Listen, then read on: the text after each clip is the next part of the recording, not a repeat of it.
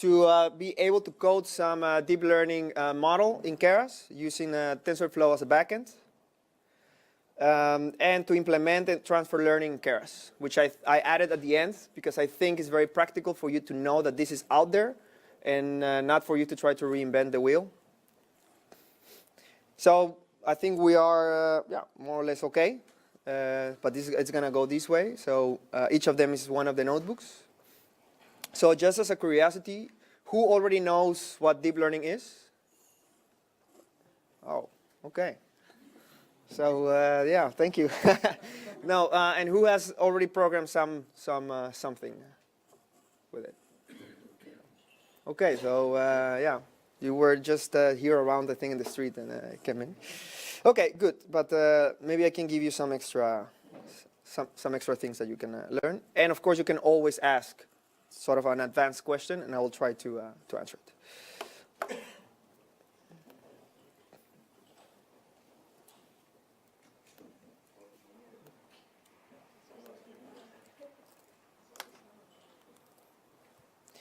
Okay, so for those of you that don't know deep learning, or I also see sometimes people that don't know deep learning but don't know sort of the history of it, where does it come from, who are the pioneers, and I think that's also a bit important to see who to follow, what blogs maybe to search and stuff. So that's the idea of deep learning comes from the artificial neural neuron, which came from really 1940s or 1950s already. And then there has been a revolution in the last, I will say, 2 decades with the introduction, especially, well, that will be 3 decades, in 1986 of backpropagation by Geoffrey Hinton. So I will say he's the father of deep learning. If you don't know, you should search him because he's everywhere. So I will say something like this will be more of, the one in black will be one of the most important. So I think especially this one in 1986, the introduction of backpropagation, and then now you can train these neural networks. There are other ways to train them, but this one really improved the performance. And that's one show, especially in 2012. That's where I think the breakthrough came in. So there's this competition, which is called ImageNet. So it's open to the public every year. And there's just to meet a model, and then you get some accuracy score. And when AlexNet was introduced, it blew away all the other type of models which were not based on deep learning. And that's where people started noticing. And then Microsoft, Google started grabbing the heads of these departments in universities like Jan LeCun, like Geoffrey Hinton itself, to lead their departments in AI. In 2014, this is of course very new, but this sort of a revolutionary idea, what is called generative adversarial networks. I won't talk about them. If you submit the question and I get enough votes in it, I will address it at the end. And then 2015, some clear sort of breakthroughs of, okay, you know, we're beating human actually capabilities. And I will say it became sort of mainstream and worldwide this 2016 AlphaGo. I think might be sort of just a news, kind of a clickbait thing. Of course, the algorithm is extremely complicated, but it really make a breakthrough for the layman to know, okay, now I have to pay attention to it. And especially Korea, for example, they revolutionized the country because they are very into the game of Go. And Jan LeCun, so he leads the AI research for Facebook and was one of the inventors of the convolutional neural networks. And he said, you know, this idea for generative adversarial networks introduced in 2014 is the best idea so far in the last decade. And it is really, really thinking outside the box because it allows us to do something that we were not able to do before, which is sort of penalize or have a sense of a loss function for something that we as humans cannot identify. Okay, so what is a deep neural network? So basically it's an artificial representation of the way our neurons work, right? So they have some connections to each other. They have certain current that flows from one to another, and then they can shut or not. So we have the concept of layers, input, output, so sort of a translation like that. So that's a feed-forward neural network. There are many types. We're going to see a bit more. And the neuron description basically is just translating that into this artificial neuron, where you have, well, anyway, where you have so some inputs that come from other neurons. Then you have here some nonlinearity that transforms these inputs into some outputs. And then this output basically connects to other ones, right? That's the basic idea. I think it's very easy to understand. It's nothing complicated. So the components of it, and I think everybody, I guess, knows these names by now, is the input layer, which is basically your features or whatever you decided that to be. It can be the pixels of an image. Can be also can be already features that you made with your data. Then you have the concept of hidden layers, which are the layers that sort of do the sort of calculation or they mimic the nonlinear function that represents the relationship between your inputs and the output that you want to get.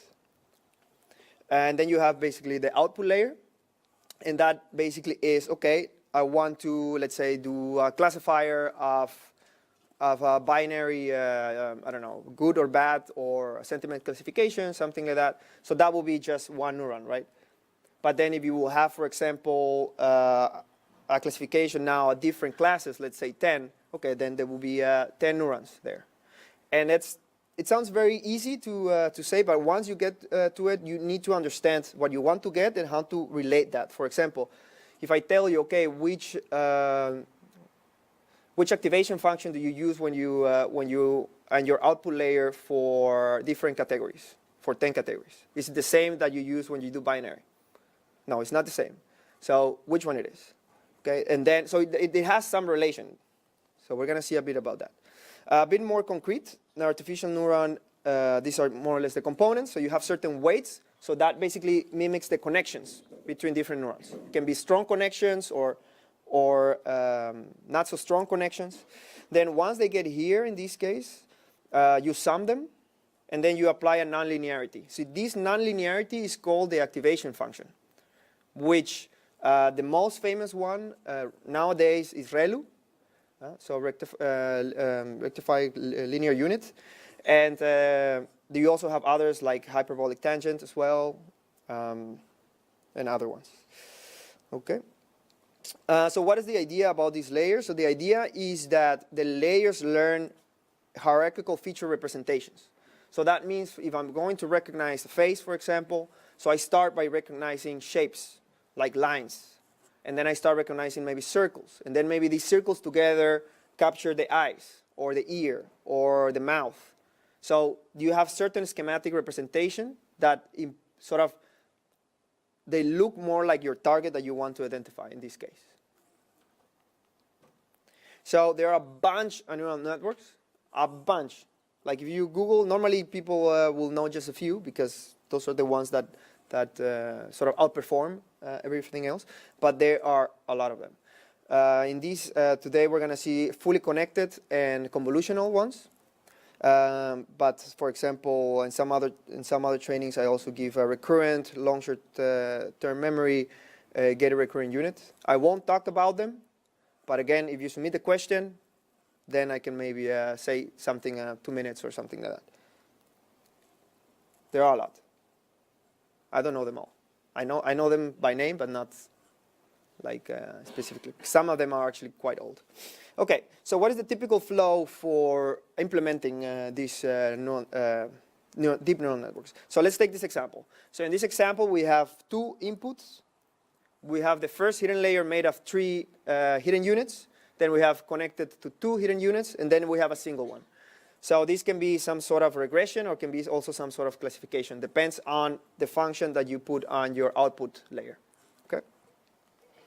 So what happens is that so the input goes and gets multiplied by these weights, right? So at the beginning, these weights are randomized, and then they create this sort of the input for the first unit of the first hidden layer.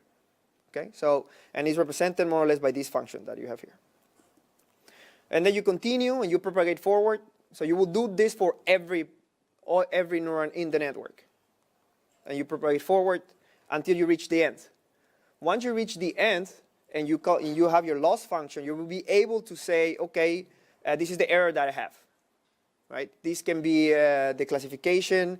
If you have, for example, generative adversarial networks, that works completely different. But if you have sort of a regression that you want to apply, that can also be done. But then that will be maybe R squared or something like this. So yeah, you have your error. And now comes the backpropagation, which is the 1986. So that delta, that error, now you want to calculate that error for each of the neurons in your network.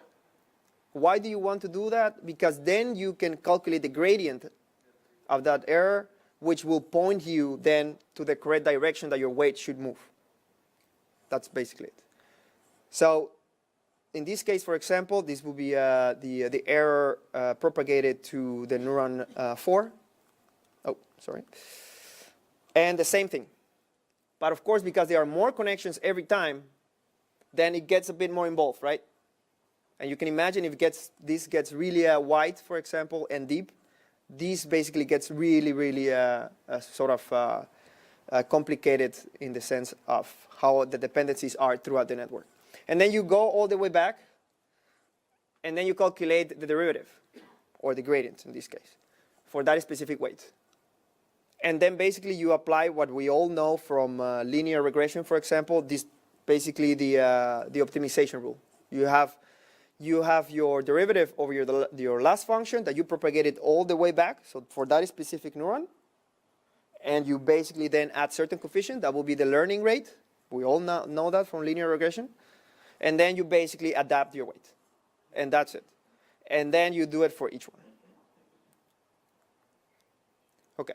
So now if you see here, there is a lot of dependencies, right? Because the penalization of the weight for, let's say, that connect to neuron 1 will depend on other weights, for example, from neuron 4 or from neuron 5. Yeah? So far, so good. So how do we actually calculate this? So actually we calculate this by using what is called the chain rule, which is sort of a basic way to calculate derivatives that are dependent on other functions. And there are different ways to do this. One of the ways is to do this numerical approximation, that if everybody took a bit of calculus, I guess that was the first equation, and you were like, what is this h, and why does it limit to 0? But anyway, so that's one way, which is really expensive. And is also prone to error, because what I just said, so normally you will see a limit there, I forgot it, so sorry for that, for those mathematicians here. So limit of h going to 0, but then it's a computer, right? So what does it mean? What does it mean that's h leading to 0? What's the actual value I'm going to put there? It turns difficult. And I've done it myself during my PhD, and yeah, you don't want to do that. Okay, so instead of that, you have what is called symbolic differentiation. Symbolic differentiation means that you have the actual function that is the derivative. So for example, if my function is, I don't know, x, for example, I don't go and do x plus h, x minus h divided by h. Instead I say, well, it's 1. So you declare it somewhere else that the derivative of that function is 1. Yeah, so it's symbolic. So what that allows us to do is that we don't need to do this numerical approximation, and it's much faster. So that's why, for example, TensorFlow does. So if you go into the TensorFlow source code, every layer that you're going to find there, activation function, the derivative is defined. You are going to find it because it uses this. Because if not, it will take forever. And it's also prone to error for what I just said. So there are some, what I will say, but maybe somebody that is more expert than me will say, no, it's because of this or that. I think there are some sort of conventions. So for example, when you have the ReLU, the derivative, if you know the ReLU looks like this. It goes like this until 0, and then it goes like that. Okay? So what's the problem with the derivative of that? Exactly. So, right? So, okay, now how do you do it? Right? So if you go to the TensorFlow code, there's an if. Of course, right? To my physics and mathematical background, it's like, ugh. But it is, and it's a convention. You can see it there. Okay, so you can find it, and that's why it's a bit fast, much faster than if you do numerical computation. And so the difference, The issue is that if you evaluate the derivative on 0, you have to make a choice. So they make a choice. And it's not an issue, apparently. Apparently not. Apparently not. Probably, like I said, probably someone that actually implemented this will let you know more. You can ask them in GitHub, of course. Maybe there's already one there. But no, apparently it's not an issue, and it's not the only one. It's not the only function that does that. Okay, so how this backpropagation, so everybody good with the backpropagation more or less? You get it back, you propagate your errors, they calculate the derivative, and then you move. Okay, so how this backpropagation actually works? So first of all, like I said, well, you need to define these errors, right? So then for that, you can define you have to define your loss function. So then you can differentiate the loss function, because if not, how do you know what the error is? If you haven't defined, basically, okay, you know, is R squared, or is binary cross, categorical cross entropy, or binary, whatever you want. So that's the first thing, and there are a bunch already in Keras. Then for that, and then the next thing is you're gonna have to define your optimizer. How am I going to run the gradient descent, right? From linear regression, we know a stochastic gradient descent, or gradient descent by itself, right? Gradient descent, if we know, it's taking basically all the data, and you do one optimization step for all the data. A stochastic gradient descent says, okay, we're going to use batches, right? And then for each of the batch, I do a step, and I move, right? That's why it's a bit more zigzagging if you see the loss curve. But there are other ones. So we have several, like stochastic gradient descent with momentum, AdaGrad, RMS prop that works well, especially for recurrent neural networks. Adam, which I will say is more or less the de facto right now to use. I think it's also the default in Keras. So all of these, I won't go specifically because we have little time, but all of this is just the stochastic gradient descent is the same rule, but it adds a bit of momentum to the search. So when you do a stochastic gradient descent or gradient descent, what you actually are doing, you have a surface and you're trying to find the minimum of that surface. And what it's doing is moving and it's checking. Is this lower than that? And then it moves. Is this lower than the other one? And then it moves to that point and stuff like that, right? It continues. Okay. So, but what this actually potentially can do to you is that you get stuck, right? Around a valley. So when you add a momentum to it, it's more like searching with a bicycle. So you have a downhill, you're going with your bicycle, and you find sort of the valley, and you continue a bit more, and no, it still goes up. Okay, then I go back. But maybe it has the momentum enough to cross this local minima. And then it finds maybe the other one. Yeah? All of these are on this principle. Just the way they implement momentum, that's the thing that is different. Goed zo? Okay. So, yeah, the only word I know. Okay, so this is some example of that. So, for example, you can see, especially as thing in the picture on your right, you can see the difference, right? And that those surfaces are special surfaces that are made to test this sort of minimization of functions. Even before I knew deep learning, I knew the other one, which is, we call it in Mexico the horse saddle, because it has this. Yeah. Of course, that's not how we call it in Spanish, but yeah, that's basically the translation. La silla de caballo, I think is. Okay, so you see the difference, right? So you can get stuck.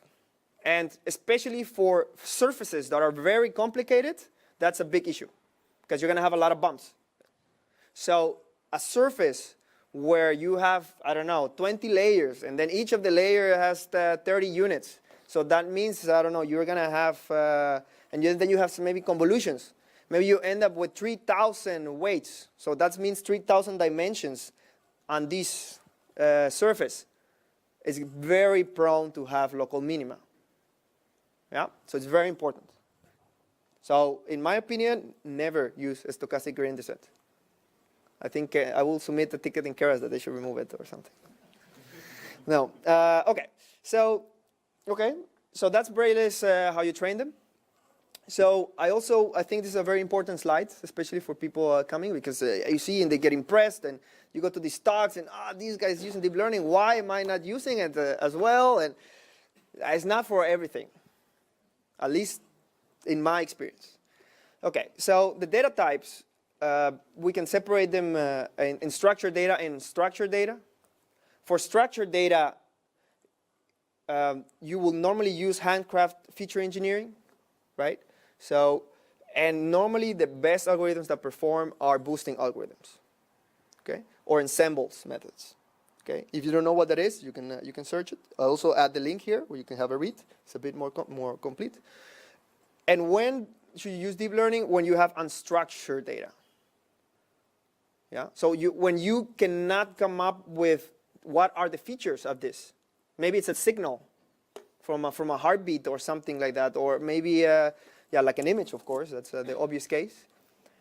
Text as well, right? How do you define the parts of a text? How do you find the actual meaning of a certain word when it's sarcastic or not? Right? That's incredibly difficult. So this is for these cases. Okay. So I will say in a general way, especially if you're just starting, images, text, and signals. And you can see this link, which is quite a nice explanation. And about the data, so a good performance can be achieved normally, like in a general rule of thumb, with 5,000 labeled data for, in this case, supervised learning. For unsupervised, we don't even talk about that, because now you're talking about reinforcement learning, and those actually have to happen in a fake environment that you can repeat as many times as possible. And now you're talking about billions of experiments. So I'm talking supervised learning here. Okay, and for really to get into human performance, we're talking now about millions. Okay, now I will say this is true if you start from scratch. This is not true if you use transfer learning. Okay, we're going to go a bit what that is. The recommended literature that I'll definitely go have a read. I don't think it's that heavy in math, but it does have some linear algebra in it. But yeah, that's the book I would recommend you to buy. And some trainings, of course, my trainings. Anyway, so there's one in the Dutch Data Science Week. And I think, yeah, so next, May 29th, so pretty soon. And the other one, so you can just take a look. Okay, so we're going to talk now about deep learning tools.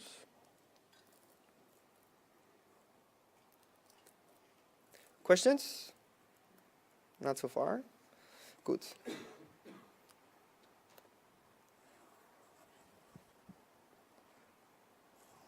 I don't know how we're doing in time, but let's see. Yeah, I forgot about that. Should put it here. Okay, this is a short one. So, deep learning tools. So, deep learning tools. There are several. There are many. There are more than this. You have also Café, MXNet, etc. But if you are going to start, choose one of these: Keras or PyTorch. Well, TensorFlow as well, but you can use Keras with TensorFlow at the back end. TensorFlow is sort of what is the phrase? Nails and bolts, something like that. Of if you actually want to build that from something from scratch. So for example, the other day I was researching some not researching, but I tried to build something to translate a researcher idea into a neural network, and of course it's not implemented. So I had to use TensorFlow, for example. Right? But for any other sort of standard use cases, I will say go to Keras or PyTorch. Okay? For today, we're going to touch on Keras. So why are we going to touch on Keras? Basically, one of these explanations. Basically, because it's very popular, and it's, of course, that's like, okay, you're all going in the popularity trends, right? Now, but that means also there is a big community behind it. So there are issues you can search. There are going to be less bugs, of course, because it's open source. So every open source, of course, and also non-open source has bugs. But so there's a large community, and especially recently has has taken a nice boom with the TensorFlow background in the backend. So basically that's what we're going to do. We're going to use Keras with a TensorFlow backend. You could also use Torch, for example. So we're using also like the top two, right?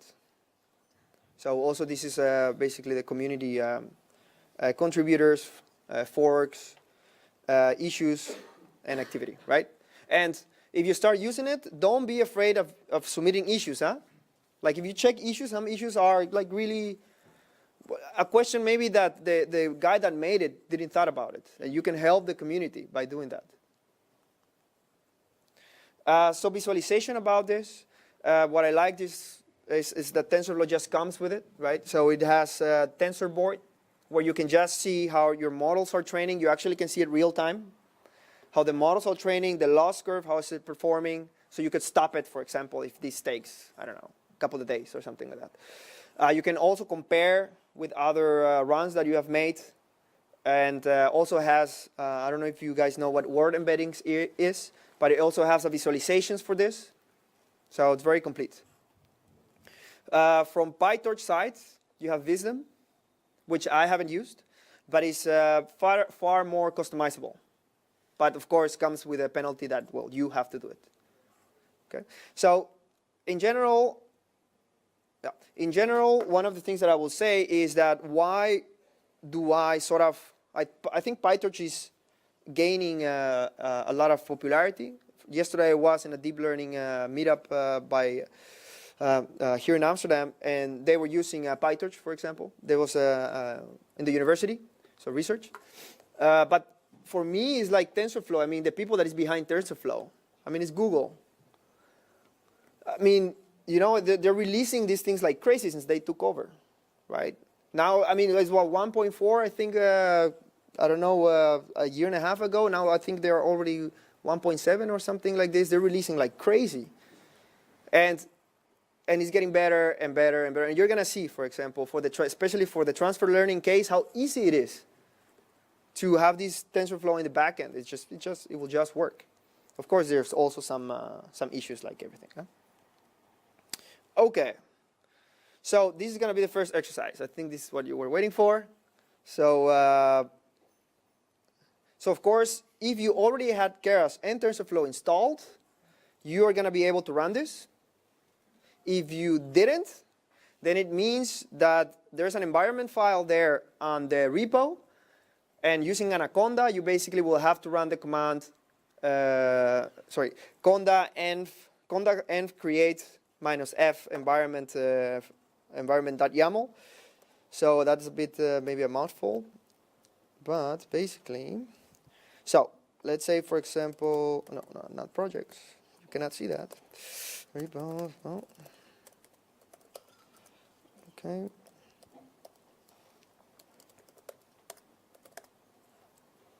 Yeah, so there's the environment file. You can see it there, right? Now you will do something like conda create -f that.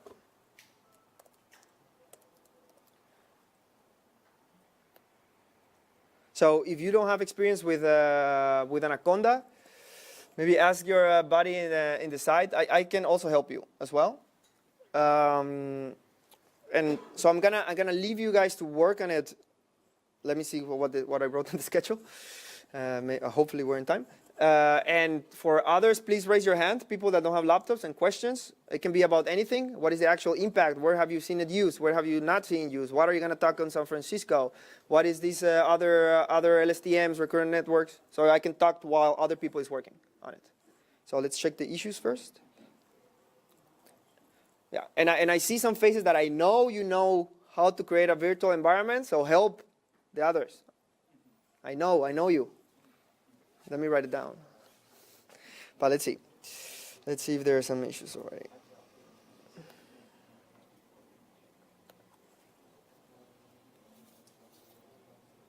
Well, nothing.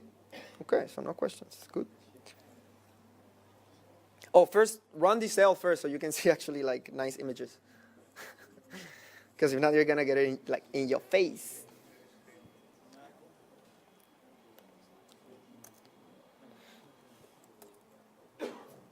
So basically this notebook is very basic. So if you already, like if you take it like really quick, just go to the next notebook. You have the link at the bottom of the notebook. But this basically will try to teach you how to build a model. How do you add these so-called layers? Right? So try to run it. If you cannot install and you're sick of it because it just doesn't work, and because you have a Windows computer or something like this, which is normally the reason.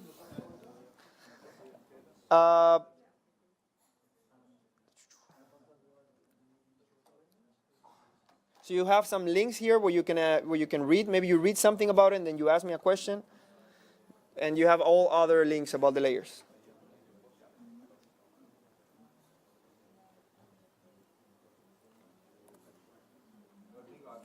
Yes.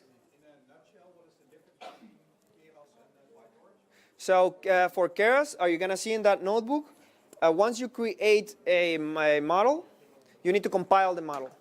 So you cannot sort of change it on the fly. PyTorch allows you to do this. Yeah. So PyTorch, so in a sense, you can layer, train, then add another layer, train, without this compilation.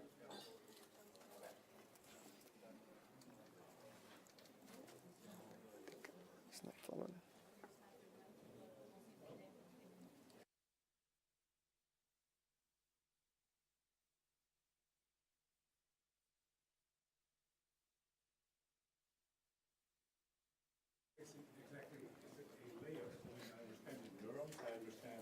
Yeah.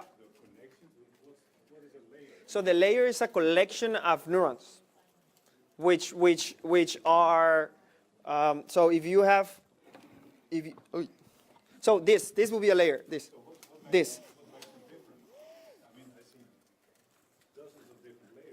Yeah, yeah. So you can have for example, this is called. Somebody knows what these layers are called? You answer yourself.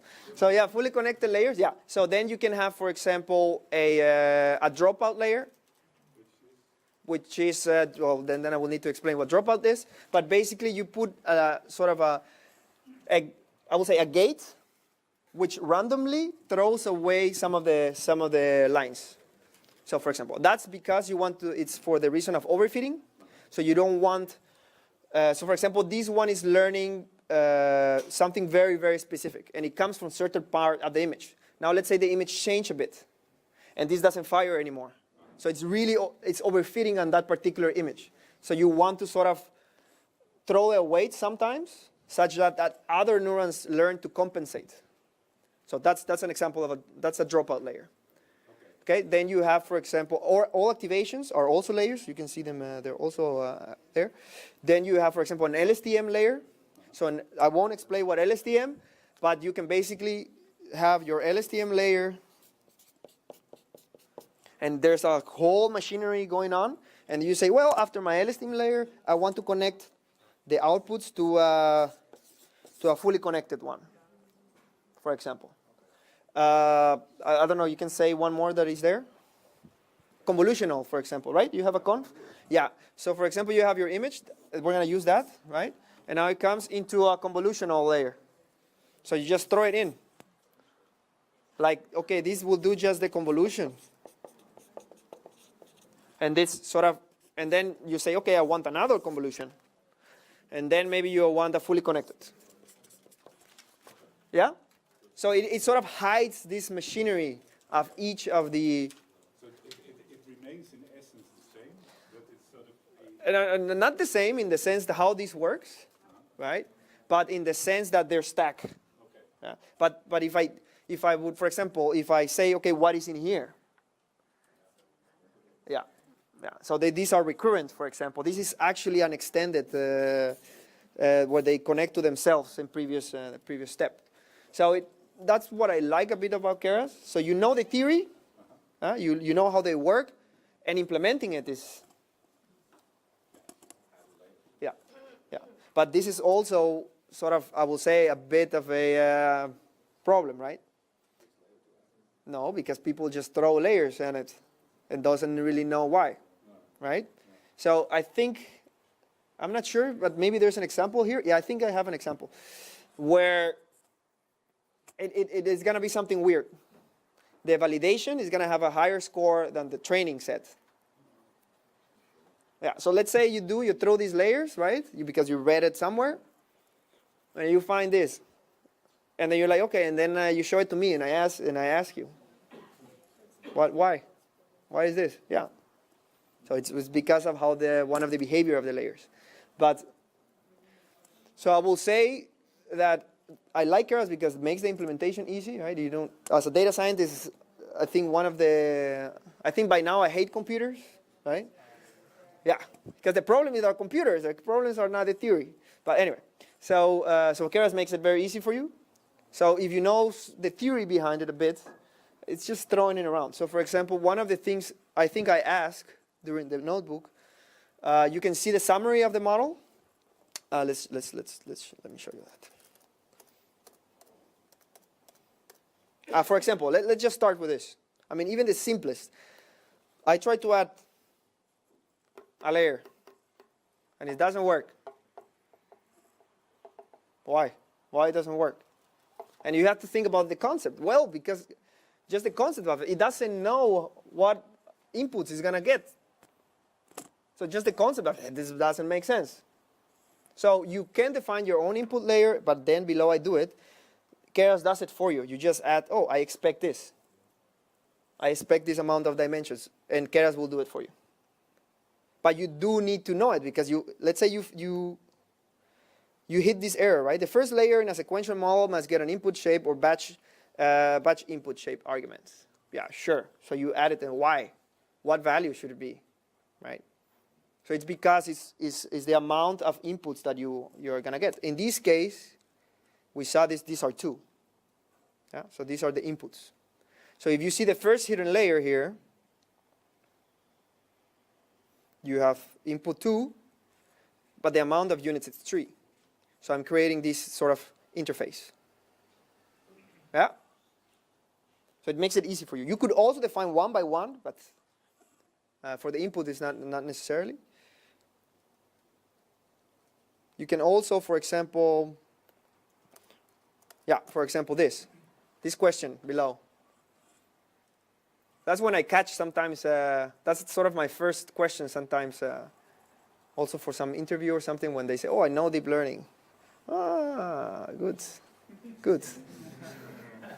So, okay, so then I ask them, just this simple, why are there 9 parameters?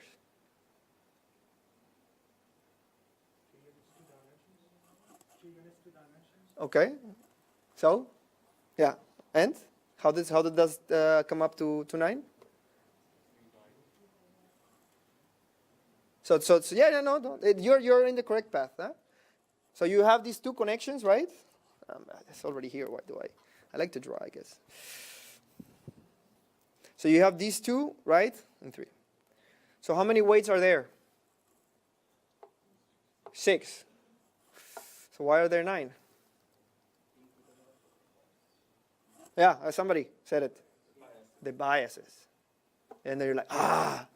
Yeah. So actually, each of these is more or less like a logistic unit. Right?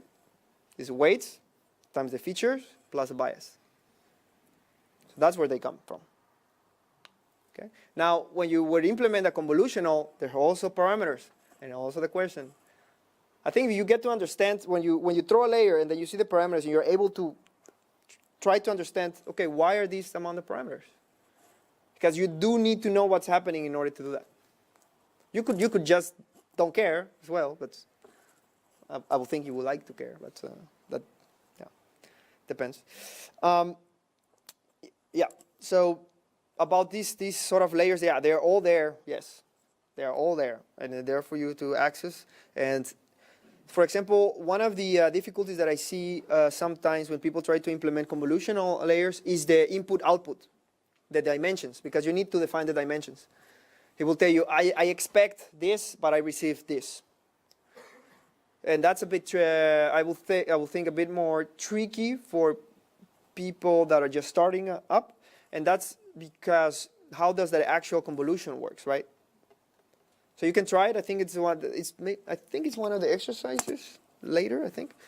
But you're probably going to hit this problem. I even hit it now, and it's, oh yes, I forgot this other dimension. But so that are the parameters. So optimizers, the same thing. They're there for you. They have your back. More questions? No? Okay. So what we're seeing right now, like I mentioned here on the top, this is the sequential API. Keras has two types of APIs that I know of. Let's say it like that. Sequential and functional API. The sequential API is the easiest. The sequential API is the one that, it's sequential. The one that is one after the other. Okay? There's no sort of coming back or branching and then reconnecting. Yeah. So, for most of the, for most of the use cases, sequential API is enough, given that you know what the layers are actually doing, like you said. So, for example, but if you want to build, for example,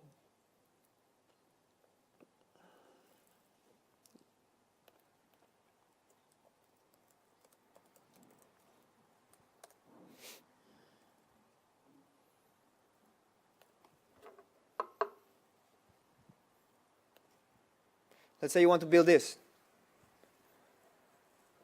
Can you build it with a sequential API? Of course not. It's not possible. Right? So you need to do the functional in this case. Is this actually a model we used for what a colleague used and built for detecting anomalies in the heart from MRI scans for a project. So you cannot, right? You have to use the sequential.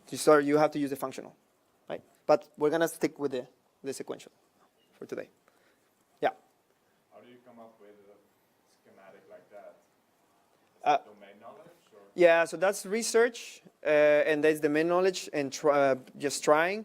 And there are already some sort of older architectures where they do something similar. So they sort of build on each other, right? So for example, if I show you, let me see. Actually, it's a good time to see. Ooh, should be in the next one. Okay. But anyway, so if I show you this, for example.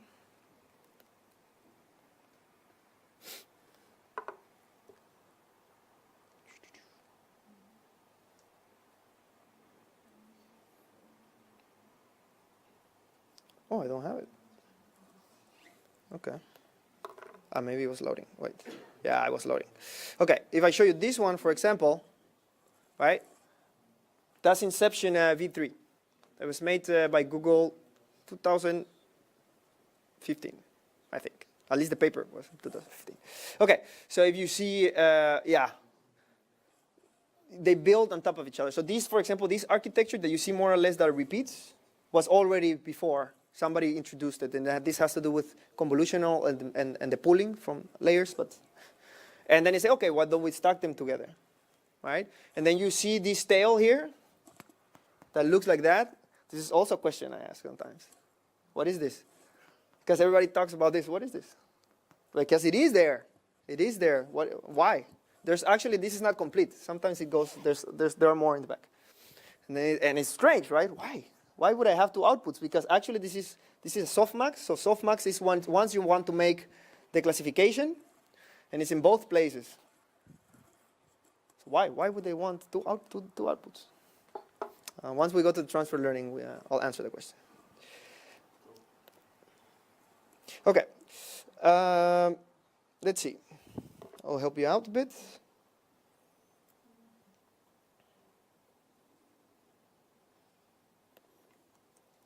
So the different activation functions, like I said, there's softmax, there's ReLU. That somebody knows now, that because I saw that someone had experience, why is for example, the hyperbolic tangent not preferred over the ReLU? Or what is the problem with the hyperbolic tangent? No? Ah, nice. Yeah, it is because of that. So, the hyperbolic tangent has this sort of look. right? So it's flat here, and it's flat here.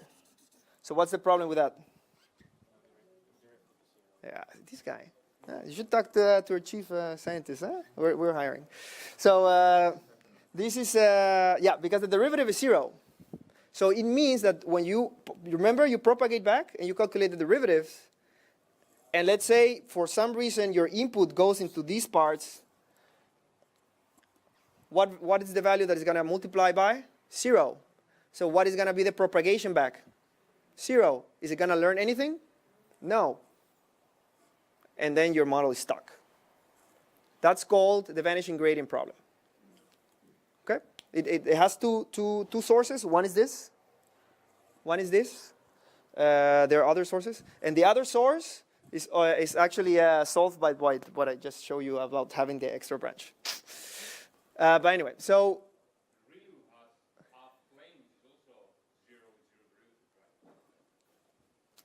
this one here. Yeah, that's okay. But the problem is that if they go sort of say in this sense, you don't want them. But the thing is, here they're on both sides. And that's sort of the problem, because yeah, that's the other issue. So when you have a matrix, right, and you're multiplying values, let's say these values are lower than 1, right? So they're gonna go to 0 basically, right?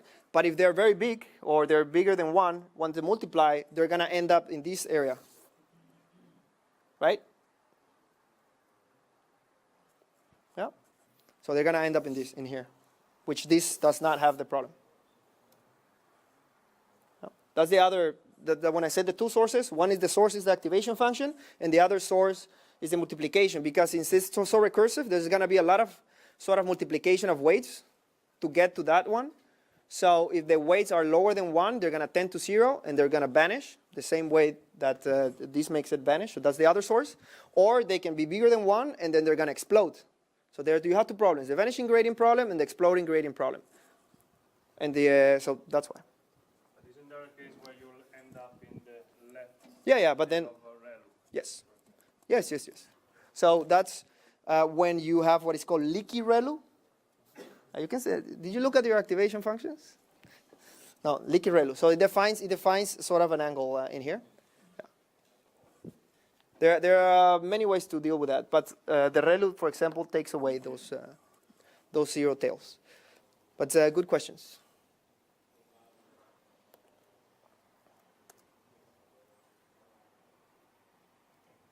Okay.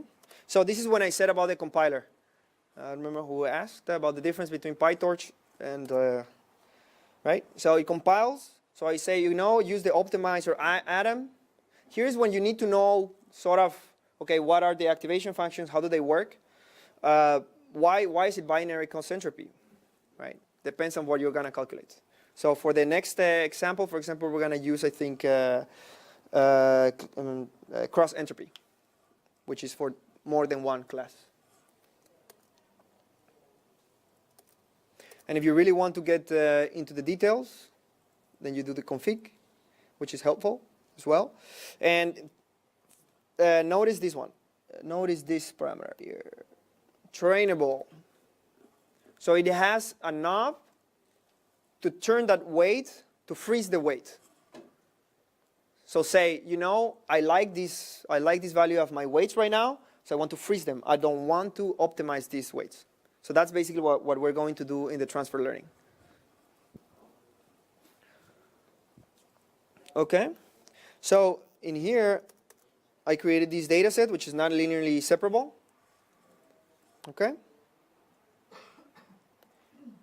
So basically, I create the typical test set. Now, also, by default, Keras comes with what is called callbacks, if someone of you is already familiar with what a callback is. But basically is that at a certain point in time during the training, it's going to call a function, and then it's going to do something with that. So Keras already has, for example, for doing the tensor board, already has it for it, because you need to save it into some logs, how your training is going. So Keras already has that. So you send it as a callback, and it's going to sort of save the accuracy that it's having during training time in that log. And then TensorBoard is just going to pick it up in real time, and it's going to update the figure. That's how it works. But you can say any type of callback. So this I created my own callback. You can see it in the utils module in here. So how it looks. It should be somewhere there. So it's this one. So now it's yours. You can use it. No problemo. And you add it as a callback. Okay? Now, if you see, once you compile, you use the model fit, right? Very easy. And then you just send the training data, the number of epochs. So the number of epochs is the number of times you're going to go through the whole data set. So for example, let's say you're not shuffling your data set when you choose a batch. Let's just say you separate it in 5 batches. So you say, okay, I'm going to say I have, I don't know, 1,000 observations, and I make batches of 200. Okay? So then I have 5 batches, and each 5 batch, that's an epoch. Yep. Because you're going to see this in the when you read stuff. Right? So an epoch is not each optimization time. It's optimization step. Huh? It's once you go through the whole data set. So in this case, I have a batch size of 100. I don't remember how many observations I had. And I'm running 10 epochs. Okay, if you see also out of just very simply, you have validation split. So on training time, it's going to separate in a validation. So it's going to sort of optimize for certain part of your data set. And for the other one, it's just going to calculate whatever score you want to calculate. In this case, is accuracy. So that's why if I put variables 1 in here, for example, right, you can see this validation stuff. So if I wouldn't add that, right, I don't have it. It uses the whole data set to train. Yeah, that's why. Right, so there you see it. Yeah, in this case, doesn't do anything, but I don't know why. But anyway, so okay, so then you have the curves. Let me just close this.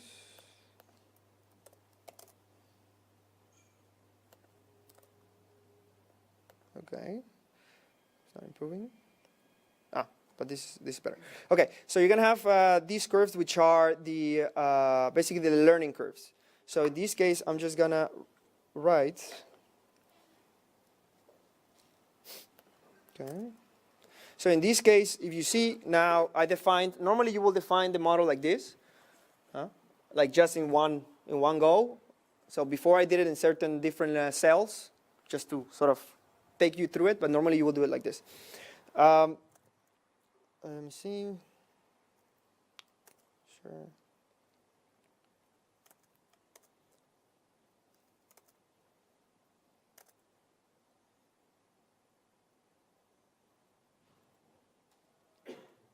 Okay, so also these curves that are here are made by this function I made. So this is also yours, you can use it.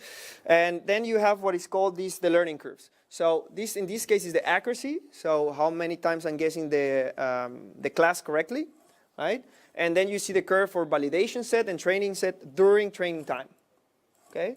So, and then the loss, right? So in this case, we set, I think, binary entropy, cross entropy. And we have the loss function here. How is it behaving? So when I see this, right? So it's not flattening out. So it appears that still it's going to go down. So you probably need more epochs in this case, right? You also might see something. Maybe we can see it here. But then I'm going to show you the answer. Okay, it's fine. Okay, so now what I did is not really what I expected. But so sometimes you might see a really zigzag function, curve. So something that it is going down, for example. I don't know if it's going to happen with this because the data set is sort of pretty prepared. But yeah, also because of the amount of classes, there are not many. You might see something, for example, let's say the accuracy, that looks maybe like this.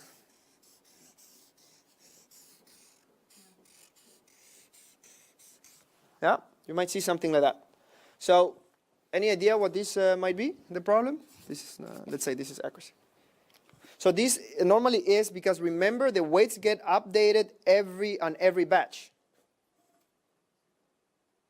So it means that each of these points is what happened for every batch. So it means your batches are too small. Right? So it is moving in the correct way, but because your batches are too small, they're not capturing the actual representation of your data. So in average, it's moving to the correct position, but it is sort of taking these steps where you're not really optimizing for the data itself, but just this batch that is too small. Yeah? So you might see this. I've seen this several times. So this means just increase your batch. Okay, so I think we are so. Okay, so now we have this exercise 2. So maybe some of you went over it a bit already. So I want you, so these are 2 classes, of course. You can separate them some other way, but I just wanted you to learn how to add other type of layers. So what I wanted here is just make an overkill model, so a model that is just extremely big for these 2 classes and something like that. So the idea is that we're going to create 3 hidden layers. We're going to use batch normalization. We're going to add the dropout layers. And we're going to use ReLU and also the hyperbolic tangent. I don't care about the accuracy about this. It's just for you to actually make it run. Okay, so what batch normalization is? Batch normalization layer, so yet another layer, is basically you have your sort of your input layer, or I don't know, something, and then you have your another hidden, whatever, something like that, right? And let's put it here, for example. And let's say you have these connections, something like this, right? And then these, the activation of these neurons, right, is going to be multiplied by these weights, and then they're going to enter each of the neurons, and then they're going to be squashed or by this nonlinear function. This can be ReLU, which can be the hyperbolic tangent. Okay? So, for example, when you use the hyperbolic tangent, like my friend here explained, these sort of are a bit of a problem. There's another problem with, but I'll mention in a bit. So you will like the inputs to this to be around this area. So what the batch normalization does, it does what you do when you, in a linear regression, when you scale your features, exactly the same thing. It does exactly the same thing. But it does it in the middle of the layers. So if you add a batch normalization layer in here, it basically rescales this such that, well, depends on the type, but let's say such that it has mean 0 and variance 1. And then it throws them into here, such that you do have the data around that point. Does it rescale all together, or just neurons are independent? Independent. So it's exactly the same. It's per feature. So now the feature is each of these, right? Yeah. So it's exactly the same. So it's like, forget about that you had that, and now you have sort of, let's say this is the input, and you're scaling your features. Yeah? So this achieves this, right? Because you don't want it to be extreme. But what other things, why do you scale in linear regression? Well, I said I was not going to explain basic stuff of machine learning, but why do you scale it? Why do you scale your features? Again, it doesn't matter, huh? Normally I will help you out. No? Okay. Why? I see you. No? Okay. So normally you scale it because 2 reasons. If you're using regularization, right? So the regularization penalty, the coefficient, is the same for all features, right? Or not? Right. It's just a term, which is like this. It's alpha, is that. right? It's weight index independent. So if you don't scale them, this value can be very big for some features or can be very small for some others, which means the penalization term will be huge for things that are scaled big, and for skills that are actually small, then this will be quite small, right? So the penalization term. So there's another reason, and the reason is also the loss function, and that's what that is related to the neural networks. So if you have, let's say you don't do regularization, you still want to scale them, because when you're doing gradient descent, we have what is called the learning rate, right? We already know, right? So you have, and we also introduced it in the equations. So you have your weight I equal to weight, plus 1 weight, weight I, right? Plus some learning rates, in this case I will call it alpha as well, times the gradient of your loss function on the weights, right? Okay, so is this learning rate independent? Yes, right? It is the same for every feature. So it can be, if this turns out to be proportional to the value of the weight or of the value of the feature, for example, then it means that I'm taking really big steps in one of the dimensions of the features and really small steps for others. So I might be looking in really, what is it, anisotropy? Or not in a symmetrical way, right? And that's when you see these figures that when you normalize, then you have this loss function that looks like concentrated circles. I mean, everybody has seen that picture, probably. So it's the same thing for neural networks. You want to do that as well, because also your learning rate gets applied in the same way, right? There's also a derivative there. Okay. We're doing a bit short on time. Okay, I'm just sort of going to paste it and explain really quickly. Please keep the questions coming. If I need to skip something in, that's fine. I'll also be around, so you can also ask me something. So, right. So this will be more sort of the way to add these layers, right? So we have here, we define first sequential, right? We start with that, start fresh. Then we add a batch normalization. You can give it a name. You can also put it without the name. Then we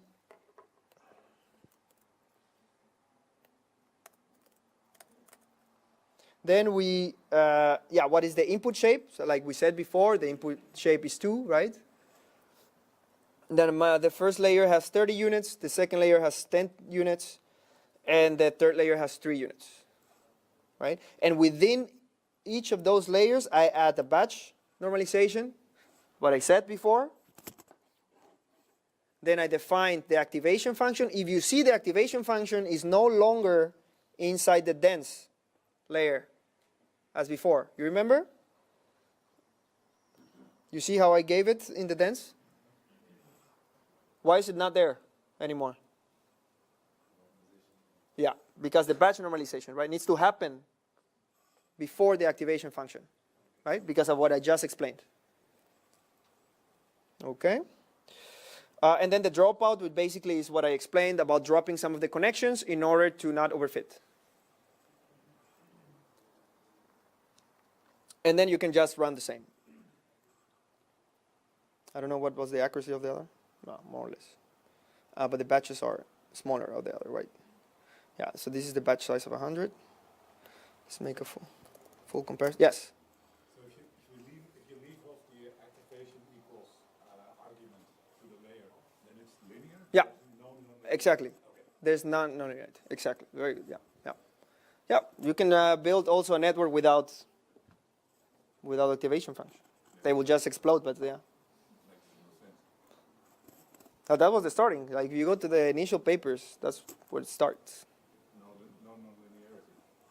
Just connections. Like okay. Yeah, but you're talking decades, huh? Yeah. Okay, sorry. So if you see, for example, we added this super overkill, and then I think now I have the same, 100 batch size of 100, epochs of 10 epochs. I think even we could do it with 6 or something, maybe even 5.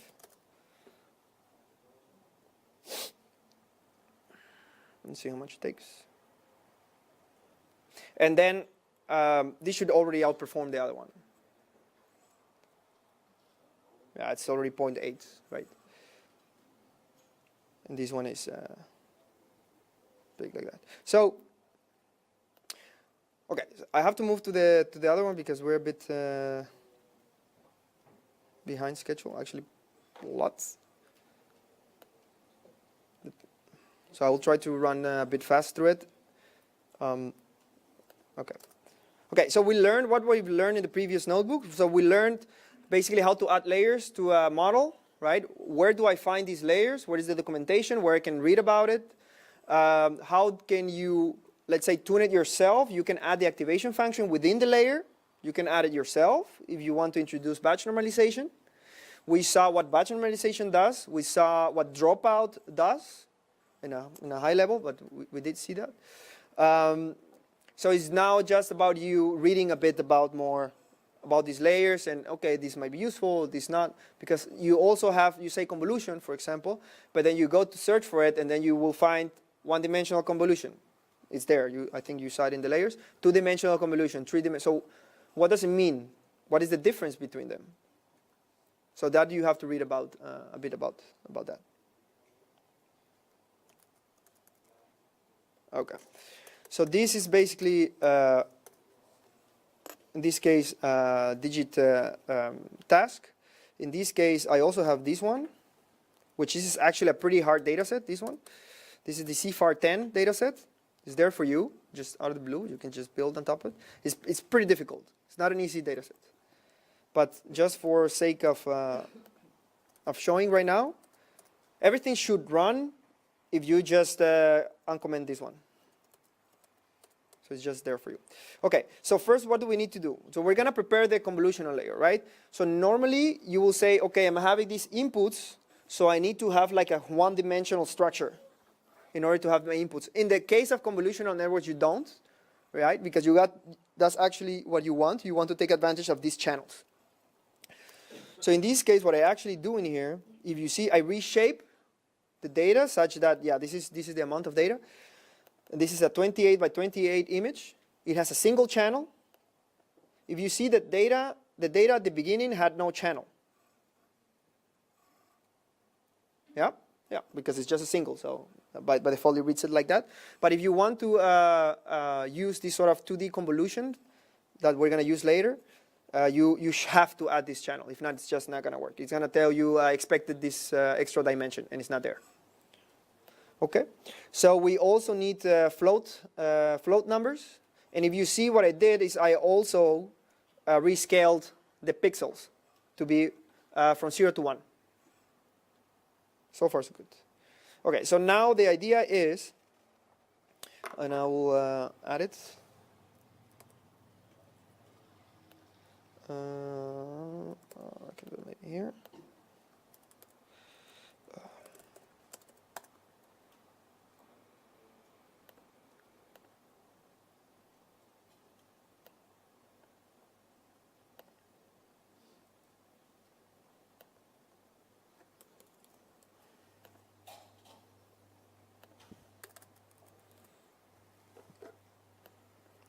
So in this case, what I'm doing is adding sequential, starting with the sequential, then I add a batch normalization, the same dropout.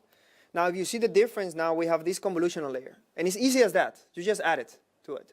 Now, the difficulty a bit is to see about these, the kernel size, the number of filters that you have. So the number of filters, I won't explain convolution because it will take us the whole session. But it's basically you go from 3 channels to 32 channels. That's what the filters are. So there are 32 different kernels that are going to be applied in your convolution. If you didn't understand what kernels are, it's basically just a smaller neural network that is going to go through your image. Yeah. So you're gonna have these sort of not very deep, right? You have 28 by 28 by one channel, and then I'm gonna convert that in this case to a deepness of 32. And what the kernel size is basically I'm gonna form sort of a square of 3 by 3, and then that is going how am I gonna move across my image. That's the convolutional part. And what you use an activation, also of ReLU, and border, that's how, when you hit the borders of the image, so for example, if the size of your kernel is not a multiple of the size of your image, it needs to make a decision. Do I stop? Do I pad it? That's basically what this does. So there are different options. So this one, for example, just stops when it hits the border. Did I already create this? Okay. And then you have what is called max pooling. So what the convolution does, it multiplies this kernel for the image, right? So let's say I have a 3 by 3 and it multiplies. So I'm still gonna have this 3 by 3. And then what it does, it says, okay, I'm gonna do something with this 3 by 3 matrix to get a single number. And that's what it's called pooling. Max pooling will be, I get the maximum value of that. It can be average pooling, and it means it makes an average. Depends. And then once you finish that, now it's gonna start to connect to the dense layers. And it does need a one-dimensional one. So that's why we have the flatten there. So basically, it gets this very deep, in this case 32 channels. And then I guess, yeah, in some dimensions, I don't know exactly how many right now. Maybe 7. 7 by 7. And then it will basically flatten all that in a single array. And now it's ready for the dense layer. Okay? And that's when we add this dense layer, and then we see this already. So as a homework, or later you can ask me again, for the convolutional one, why? Why are they 320? Question. Huh? So try to figure it out a bit. If not, you can bug me and then I will answer you.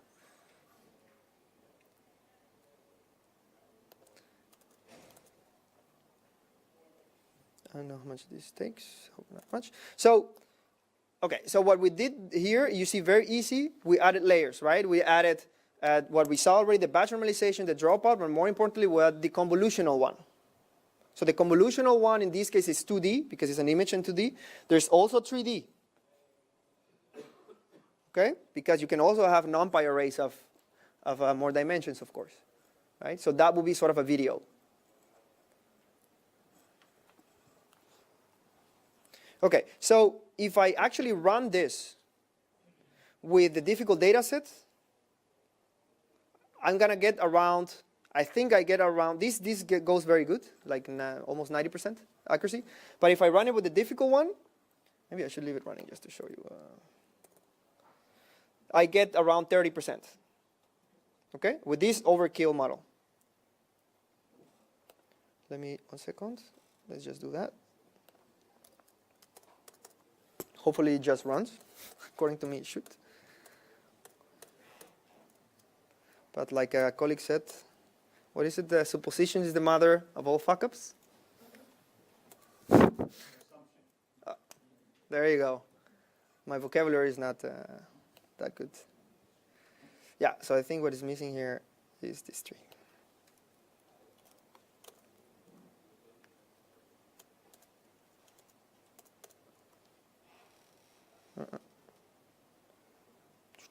Oh, 28, of course.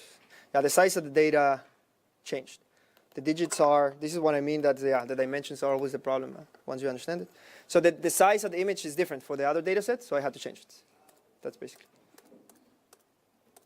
So before I had 28, 28, one channel, now it's 32, 32, 3 channels. So I will leave it running a bit. So now let's move to the most interesting one. And also because we're mostly out of time. But I think the next one, you're going to have fun. Once you get to your house, you prepare some pasta or something. Okay, so let's see. So we're gonna use the same data set, okay? But I'm gonna talk to you about pre-trained networks. What does it mean, a pre-trained network? So a pre-trained network is a quite complicated network that a university or Google or somebody else did already, and they put it available. So the weights, they are available. That's the main sort of part. The weights after training these very complicated models are available to you. All these are available to you. Okay? So in this case, we're going to use, I believe, MobileNet. Why do I choose that? Basically because it will not take you that much to download it. And it's also pretty good. So if you see Inception V3, I showed you already, it's extremely, it's crazy, right? This is convolution, average pool, max pool, concatenation, dropout, fully connected, and softmax, and then it's all that stuff. So imagine if you have to train that on your laptop. Yeah, it's not bueno. Yeah, definitely. So it's great, right? If we already have the weights. And I will show you why. So this is MobileNet. This is the one we're going to use. And it has also all this complicated stuff. Right? You can go through it if you want. So if you see, Keras already has a whole a module for it, MobileNet. You can also replace this for Inception if you want. It's just Inception is a bit heavier, so it will take you a bit more. And what I basically did, I said, I look at the type of classes that these learn to classify. So this model available to you was the model that it was trained with the data set of ImageNet, which is 1,000 classes. So it should be able more or less to recognize instantiation classes. So I went into the type of classes, and I choose one. You just download a picture from internet. So yeah, so I downloaded this one. Okay, why? I don't know. I'm a Scorpion. I guess I was biased or something. But anyway, so for me, this image, I will say it's not extremely difficult, but the tail, especially how it bends with the background, I don't know. Anyway, so if you see, we already have the model, right? We loaded the model here. We just basically this line, MobileNet, weights, ImageNet.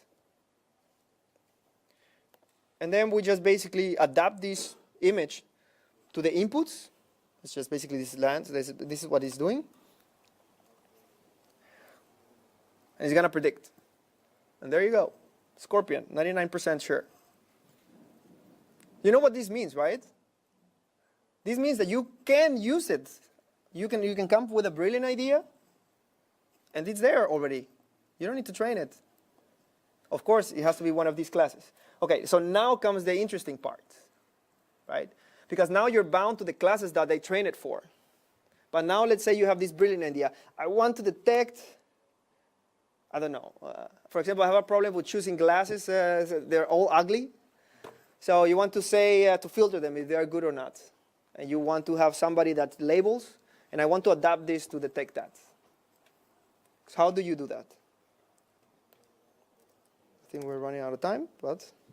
So in this case, I didn't do it with the glasses, but now I want to do it for this data set, the same data set that was really difficult before. So what I'm going to do here is, what this is doing is actually creating put them in a disk. It's putting the images on my disk in a directory way. So, because normally this is the way you're gonna have your data, right? In actual files, not by Keras giving you a prepared data set. So that's why I want to make it more realistic. So this is more or less. So this basically prepares it for you. Okay. It's going to take a bit, I think. But let me make sure. Maybe it's because this is running. So now, if I go...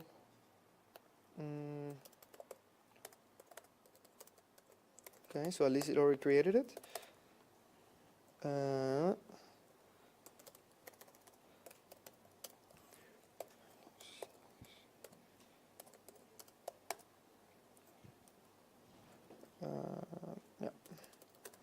So you can see Yeah. So right now it's creating the training data. So basically you just need to separate your files like this. You point to a file, and then each of the classes, you put the name to the directory, and then inside, you just put your images. It doesn't matter what name you give to the images. So now what this is going to do, okay, let's give it a look. I'm going to kill this one.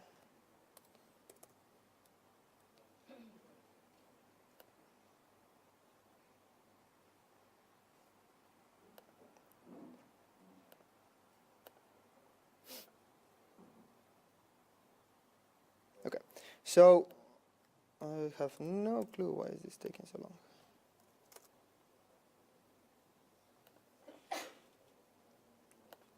Okay, I'll stop. Okay, hopefully it did put already some of them. Yeah, okay, so these are the images that are, so there are some inside.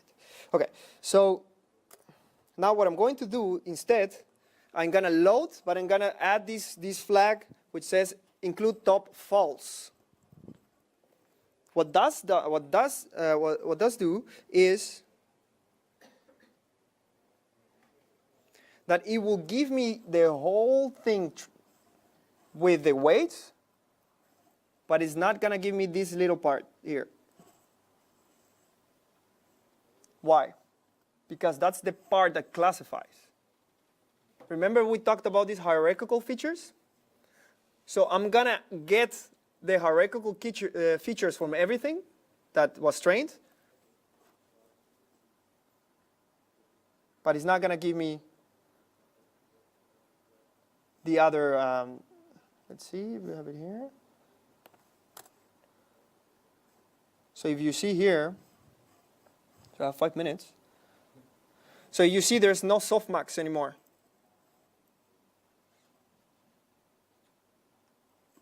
Right?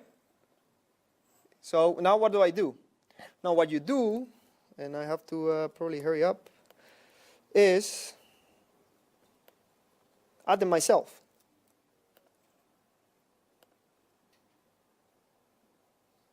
First, what I said, right? You make those layers not trainable.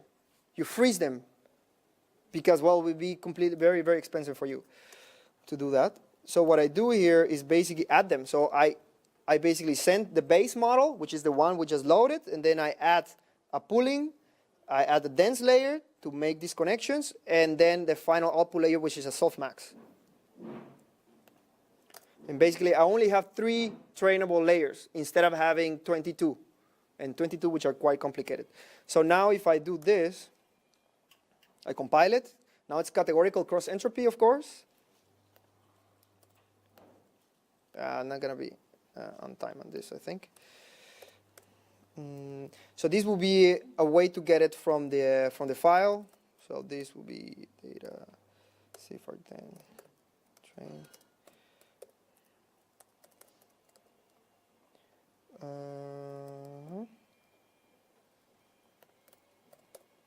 So I want the image to be rescaled, so that means it's going to be multiplied by this value, and I believe that's it, all I need. Now I'm going to send this, I'm going to read from the file a batch size of 50, and I know that my model that I loaded receives 128 by 128. So I don't have to pad it, the images. This is going to do it by itself.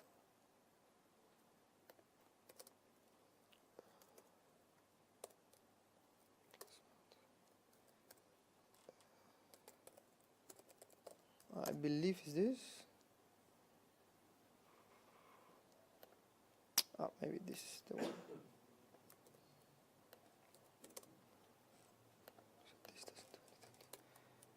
I see.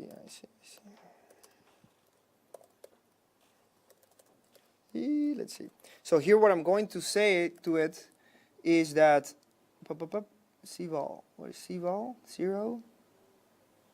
Okay, let's just do this. Right? So it went and found the 10 classes with 48,000 images. Right? But they're not loaded in memory. That's very important. It's not loaded in memory. So now when I train it,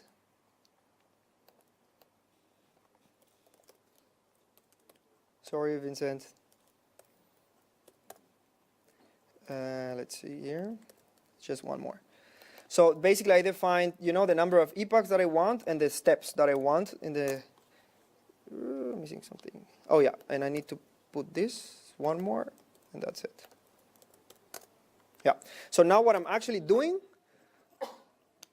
it's getting the data from disk and doing these changes, multiplying by 1 to 35, doing the padding for us already.